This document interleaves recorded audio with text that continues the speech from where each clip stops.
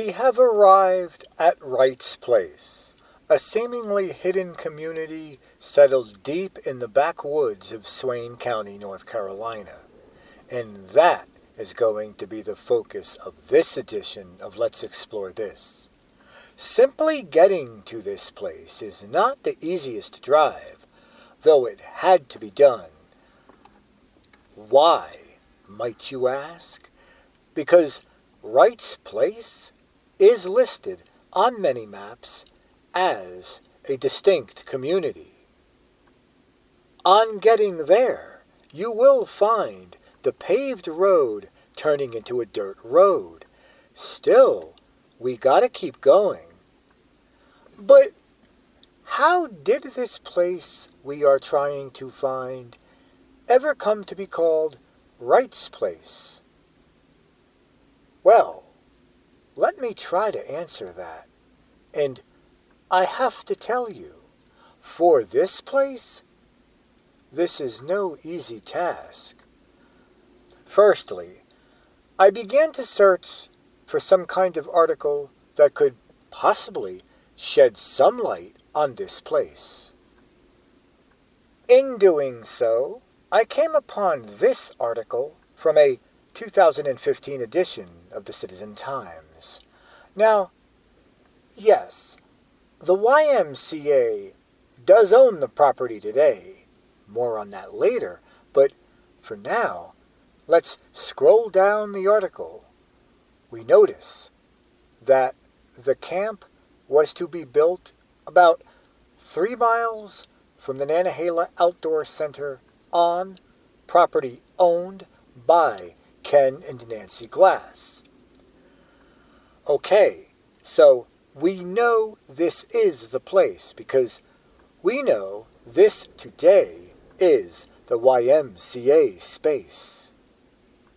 We therefore know this was the property owned by Ken and Nancy Glass of Buncombe County.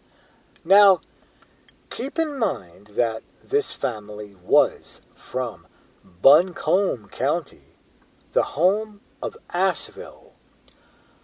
That is going to be important for the next thing we need to do in seeing if we can uncover the history of this place, this so-called Wrights Place. So, Swain County does have access, easy access that is, to most deeds through an online database.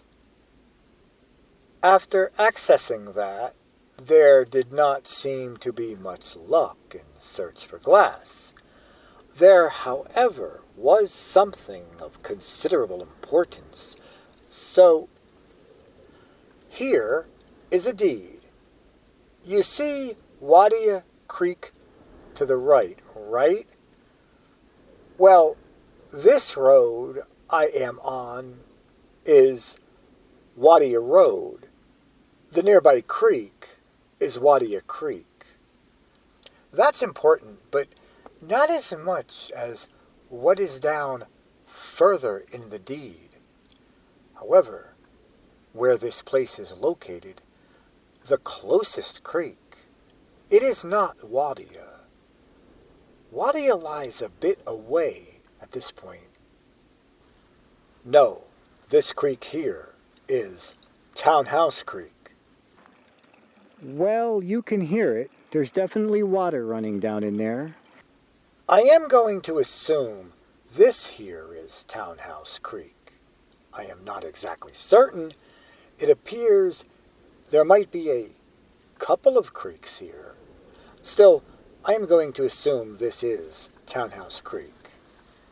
Yes, it definitely looks smaller than Wadia Creek. The thing about Asheville, however, is this. Though this may or may not be important, but this deed shows the name of Susan Taylor Rash, who is located in Asheville. Now, Ken and Nancy Glass are from Buncombe County. Is there some kind of connection there? who knows, but it got me searching this deed, and in doing so, it did prove quite important. So, I said just a few minutes ago that, looking at the creek over there, that there seemed to be a couple of creeks here, including this one. However, I am actually inclined to believe that they may be the same creek. This whole area looks like a floodplain, so I am going to assume that the creek likely meanders through here, so it may curve around and come down this way. However, we're not going to be going on the property to find out. Anyway, we do notice on this deed, under Exhibit A, exists Tract 1. Well, forget about names. What we are most interested in here is the name Wright. In fact, it appears for both tracts 1 and 2. Given the name of this place happens to be Wright's place, I am going to bet that the name of Wright does have some kind of connotation. Now, maybe we can reveal even more information. So, let's look up James, Ida, Lee, or Princey Wright. I said, this is not going to be an easy task. Well, here we have this deed from 1951. Looking down on this one, we notice the name R.M. Wright. It appears more than once, and in more than one tract, but that's fine. All we need here is 1. Look at that year, 1882. We still need to keep going back further. That is the key here, to go back as far as possible to see how this place got its name. And here we have a page of deeds with the last name of Wright. Here, the very first one from 1882 is what we want. Why, might you ask? Well, because it says R.W. Furthermore, Stillwell was mentioned in that last deed, though not sure if you saw that or not. Anyway, this is the one we want, so what we need is Book 3, page 354. These old ones can be a pain to read, but if you can read it, you will know it is the right one, because it does mention Townhouse Creek, which is near the area we want. Now, there is often not a whole lot of information on a deed, but it does confirm who owns the property, and a few might even talk about buildings on the land and what not. This one does not appear to. What we need now is information on R.W. Wright, but first, tell me, folks, this road appears to be Wright House Road. Since it does have a no trespassing sign, and it's so close to that building over there that you have seen a couple of times, I am going to assume this road here is also used by the YMCA camp today. But tell me, folks, we can't really go on this road to go all the way down. Still, it seems, if you look at it from up there, it seems it goes into the woods and around over there, somewhere. I am not exactly certain where it goes. The Wright house, though, was it located over here on this part of the property? Was it that big building? Although, that does kind of look new. Or is there a historic home someplace around here, someplace, somewhere that we can't really get to it? Not sure, but okay. So we are not going to worry about Stillwell. In fact, Swain County, it was formed in 1871 from parts of two other counties, Jackson and Macon. If we need to go prior to 1871, then we would need to look into, well, around here, it would likely be Macon County, but we are not going to do that. Still, though, this Stillwell character owned areas of this land prior to the Wrights. Why, then, is it Wrights' place? I don't know, but according to Find a Grave, it appears likely, quite possibly, that R.W. Wright was Richard William Wright. In fact, his family members were named James and Ida.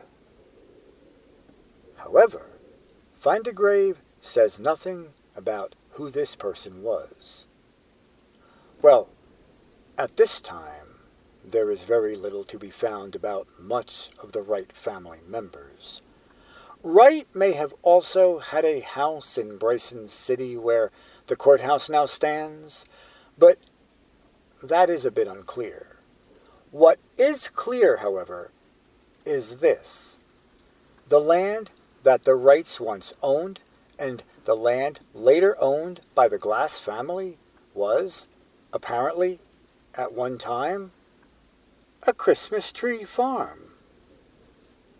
That was before 2005, so says a one-time Swain County manager. Ken Glass said that he thought it would be a perfect location for a resident youth camp where kids could have a life-changing experience. Ken's family is said to have certainly benefited from the YMCA and would like to be able to share this great property and the YMCA's values with future generations. The Glass family appeared to have given the YMCA a 125-year charitable lease on the land. Not sure if that ever went through as such, but that is what the article attests to. Anyhow, as you can see, the YMCA here is today up and running. The Wrights might be long gone, but the YMCA is here to stay, at least for now. And we have an interesting find here in Wright's Place, before we put this place to rest, or should I say, near Wright's Place. What we have here is something. At least in the summertime, with all the tree coverage, is a house. An abandoned house. A long abandoned stone house. And folks, we're not going to explore it much. I don't think wearing shorts and worrying about bugs and whatever else might be hidden in or around that building, like monsters maybe. Exploring this one is just something we're not going to be doing today. And, folks, that time has once again come. You know the drill. Yes, we do need to move on.